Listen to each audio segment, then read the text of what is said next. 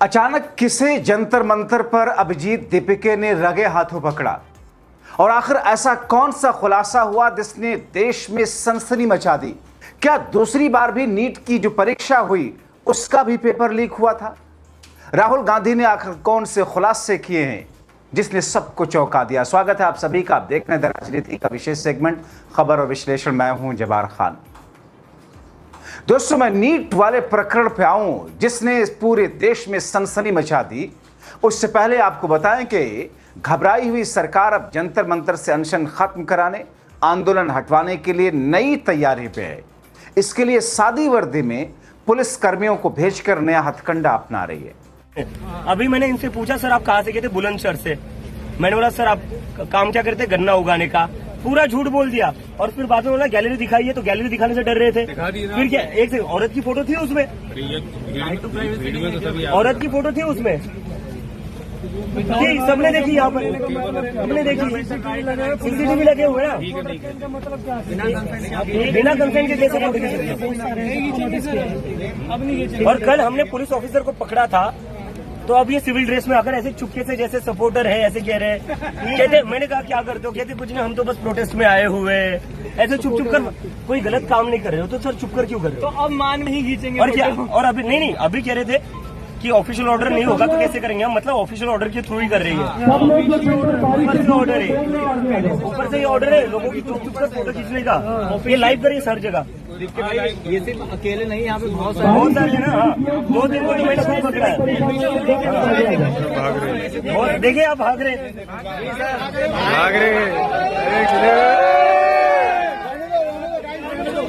मगर इन तमाम चीजों के बीच नीट पेपर लीक होने के बाद दोबारा हुए नीट की परीक्षा के पेपर लीक होने की सनसनीखेज खबर ने सरकार और धर्मेंद्र प्रधान को हिला दिया। दोस्तों, सनसनीखेज दावा किया गया कि 29 और 30 जून को आयोजित कुछ विषयों के कथित प्रश्न पत्र परीक्षा से पहले ही एक संगठित नेटवर्क तक पहुंच चुके थे और देश के अलग अलग राज्यों में कुछ अभ्यर्थियों को परीक्षा से पहले प्रश्न पढ़ा दिए गए थे। दोस्तों, छात्र नेता दीपक धनखड़ और अंकित सिंह फोगाट ने एक वीडियो जारी करके स्क्रीन पर कथित सोशियोलॉजी प्रश्न पत्र की सामग्री दिखाते हुए दावा किया अभ्यर्थियों को 2 सेट पढ़ाए गए थे और उनमें से एक 100% प्रश्नों का सेट परीक्षा में आए प्रश्नों से मेल खाता है। उनके द्वारा सार्वजनिक की जा रही सामग्री का एनटीए के मूल प्रश्न पत्र से आधिकारिक मिलान और स्वतंत्र डिजिटल फॉरेंसिक जांच कराई जाए। दैनिक भास्कर की रिपोर्ट के मुताबिक गड़बड़ झाला लगता है। दोस्तों, दैनिक भास्कर की रिपोर्ट को शेयर करते हुए राहुल गांधी ने दरअसल मोदी और शाह पर प्रहार किया। राहुल गांधी ने अपने एक्स पर लिखा, पिछले सप्ताह हुई यूजीसी नीट परीक्षा को लेकर सामने आए गंभीर आरोप बेहद चौंकाने वाले हैं। नीट पेपर लीक के कुछ ही हफ्तों के बाद अब खबरें आ रही हैं कि यूजीसी नीट परीक्षा से ठीक पहले 100 पन्नों की एक पीडीएफ प्रसारित हुई। ये पीडीएफ उस क्वेश्चन पेपर सेटिंग की है जो सिर्फ एनटीए के पास उपलब्ध होती है। पीडीएफ के लगभग 90 सवाल सोशियोलॉजी के असली प्रश्न से मेल खाते हैं। वही प्रश्न पत्र करीब 2.25 लाख में बिहार में, उत्तर प्रदेश में, हरियाणा में, दिल्ली में और राजस्थान में बेचा जा रहा था। इसी नेटवर्क ने सीएसआईआर, नेट, एसटीएट और एडीए जैसी आगामी परीक्षाओं के प्रश्न पत्र उपलब्ध कराने का भी दावा किया। नीट और नेट में बार बार सामने आए घोटालों के बाद भी मोदी सरकार आंखें मूंद कर सो रही है, क्योंकि लाखों छात्रों की रात रात जाग कर की गई सालों की मेहनत उनके लिए कोई मायने नहीं रखती। सारा देश जानता है कि प्रधानमंत्री की शिक्षा मंत्री से किसी भी तरह की जवाबदेही या कार्रवाई की उम्मीद बेकार है। न जांच होगी, न छात्रों को न्याय मिलेगा। बदलाव का एकमात्र औजार हमारी सम्मिलित आवाज है, देश भर के छात्रों की गूंज, जो कि भारत में शिक्षा रिवॉल्यूशन लाकर रहेगी। दोस्तों, राहुल गांधी ने लंबी चौड़ी पोस्ट के जरिए दरअसल सिर्फ मोदी और शाह को निशाना नहीं बनाया, बल्कि वो कहने की कोशिश उन्होंने की है कि अभी भी सिस्टम उसी तरीके से काम कर रहा है जिस तरीके से पहले था पेपर लीक होते थे।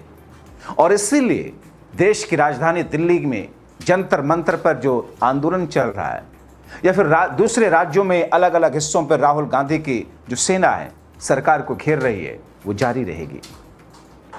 मगर दोस्तों, जिस तरीके का खुलासा किया छात्र नेता दीपक धनखड़ ने, उन्होंने कहा सरकारी परीक्षाओं UGC, net, CSIR, STET, ADS सहित विभिन्न परीक्षाओं के प्रश्न पत्र परीक्षा से पहले उपलब्ध कराने वाले कुछ लोग उनके संपर्क में हैं। इसके बाद कुछ साथियों ने इस कथित नेटवर्क की सच्चाई सामने लाने की योजना बनाई। दोस्तों, छात्र नेता दीपक धनखड़ ने चौंकाने वाला दावा करते हुए कहा उनकी मंशा पैसा कमाने या किसी अभ्यर्थी का पेपर करवाने की नहीं थी, बल्कि यह पता लगाना था कि कथित पेपर उपलब्ध कराने वाले लोग वास्तव में प्रश्न पत्र लेकर आते हैं या अभ्यर्थियों से ठगी करने वाला कोई गिरोह है। संबंधित विषयों के वास्तविक अभ्यर्थियों से इसलिए संपर्क किया ताकि परीक्षा के बाद पढ़ाए गए प्रश्नों और वास्तविक परीक्षा के प्रश्नों का मिलान किया जा सके। दोस्तों, दीपक धनखड़ बताते हैं कि 20 जून को दिल्ली के जंतर मंतर पर कॉकरोच पार्टी के आंदोलन के दौरान कथित पेपर उपलब्ध कराने वाले लोगों ने अगले दिन प्रश्न पत्र लेकर आने की बात कही थी, जिसके बाद संबंधित विषय के अभ्यर्थियों से संपर्क किया गया और अगली ही रात उत्तर प्रदेश, बिहार, दिल्ली से जुड़े बताए जा रहे लोग 7 से 8 लोग पहुंचे, जिनके पास में पेन ड्राइव में कथित प्रश्न पत्र था। दीपक धनखड़ ने कहा कि 28 और 29 जून की रात अभ्यर्थियों को पढ़ाए गए कुछ विषयों के प्रश्न वास्तविक परीक्षा से 100% मैच किए।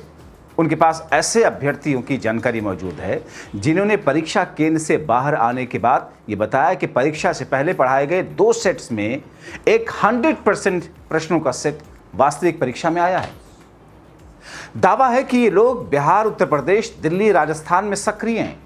जिसने लीक कराए हैं पेपर, अंकित सिंह फोगाट का कहना है कि नेटवर्क से जुड़े लोगों ने स्वयं बताया कि उनकी अलग अलग टीमें बिहार, उत्तर प्रदेश, दिल्ली, राजस्थान सहित विभिन्न स्थानों पर अभ्यर्थियों को पेपर पढ़ा रही है। अगर इस दावे की पुष्टि होती है तो मामला किसी एक शहर या राज्य का नहीं, बल्कि एक बड़े अंतर्राज्यीय संगठित नेटवर्क का हो सकता है। छात्र नेता दीपक और अंकित ने बताया कि कथित नेटवर्क ने यूजीसी, नेट और उसके बाद में CSIR, हरियाणा में STET, ADA और अन्य परीक्षाओं के प्रश्न पत्र एडवांस में उपलब्ध कराने की बात कही। अगला पेपर पढ़ाने के बदले प्रति अभ्यर्थी 2.5 लाख रुपए के आसपास अलग से खर्च मांगा गया। दीपक धनखड़ के मुताबिक पुलिस और CIA द्वारा उनके कुछ साथियों के बारे में पूछताछ शुरू की गई। उनके 3-4 साथियों के अलावा इस योजना की जानकारी परिवार के किसी सदस्य को नहीं थी। उनके सरकारी डॉक्टर, भाई, फादर इन लॉ और अन्य रिश्तेदारों को इस पूरे घटनाक्रम की कोई जानकारी नहीं थी। परिवार के लोगों को पुलिस ने परेशान किया। अब दोस्तों, दीपक धनखड़ ने सरकार और जांच एजेंसियों से मांग की कि कथित पेपर उपलब्ध कराने वाले लोगों के फोन रिकॉर्ड, बैंकिंग लेन देन, भुगतान की चेन, पेन ड्राइव, लैपटॉप, अन्य डिजिटल उपकरणों की फॉरेंसिक जांच हो और साथ ही NDA के संबंधित सिस्टम के एक्सेस लॉग तत्काल सुरक्षित किए जाएं। जांच की जाए कि प्रश्न पत्र किस सिस्टम पर तैयार हुआ, किसने उसे एक्सेस किया, कब फाइल खोली गई और किसी बाहरी स्टोरेज डिवाइस का इस्तेमाल हुआ या नहीं हुआ। जाहिर तौर पर यह वो स्थिति है जिसको लेकर के इस वक्त देश के अंदर हंगामा है। युवा छात्र जंतर मंतर से लेकर के कांग्रेस और राहुल की सेना के युवा और छात्र अलग अलग शहरों में प्रदर्शन कर रहे हैं। धर्मेंद्र प्रधान की कोई जवाबदेही हो नहीं रही है और उसमें एक एक नित नए खुलासे हो रहे हैं। ऊपर से आंदोलन को रोकने की कोशिश सरकार कर रही है। अब इन तमाम चीजों के बीच में दोस्तों आगे क्या? जनता का, युवाओं का, छात्रों का गुस्सा तो बढ़ता ही जा रहा है, लेकिन यहां तो सिर्फ और सिर्फ जिम्मेदारियों और जवाबदेहियों को साइड रख करके मौज काटी जा रही है। आप क्या सोचते हैं? अपने राय कमेंट बॉक्स में जरूर लिखें।